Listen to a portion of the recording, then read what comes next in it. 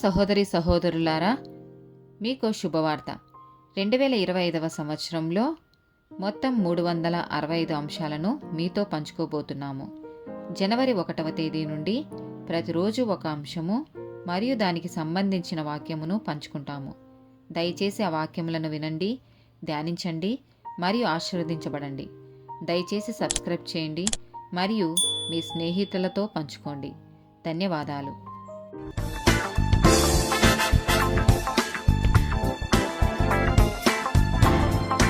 223rd day topic కరుణ. కీర్తనల గ్రంథము 103వ అధ్యాయము 8వ వచనము. యెహోవా దయాదాక్షిణ్యపూర్ణుడు, దీర్ఘశాంతుడు, కృపా సమృద్ధి గలవాడు. విలాప వాక్యముల గ్రంథము 3వ అధ్యాయము 22, 23 వచనాలు. యెహోవా కృపగలవాడు, ఆయన వాత్సల్యత ఎడతెగక నిలుచున్నది గనుక మనము నిర్మూలము కాకున్న వారము. అనుదినము నూతనముగా ఆయనకు వాత్సల్యత పుట్టుచున్నది. నీవు ఎంతైనా నమ్మదగిన వాడవు. మొదటి పేతురు రాసిన పత్రిక 1వ అధ్యాయము 3వ వచనము.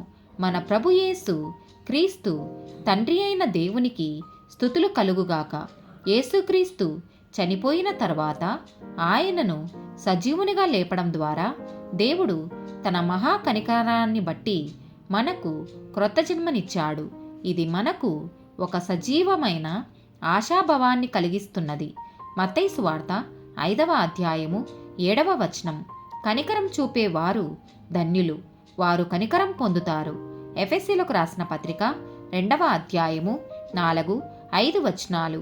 అయినను దేవుడు కరుణా సంపన్నుడయుండి మనము మన అపరాధముల చేత చచ్చిన వారమై ఉండినప్పుడు సైతము మన ఎడల చూపిన తన మహాప్రేమ చేత మనలను క్రీస్తుతో కూడా బ్రతికించెను. కృపచేత మీరు రక్షింపబడి ఉన్నారు. యాకోబు రాసిన పత్రిక 2వ అధ్యాయము 13వ వచనము. కనికరం చూపని వాడు కనికరము లేని తీర్పు పొందును.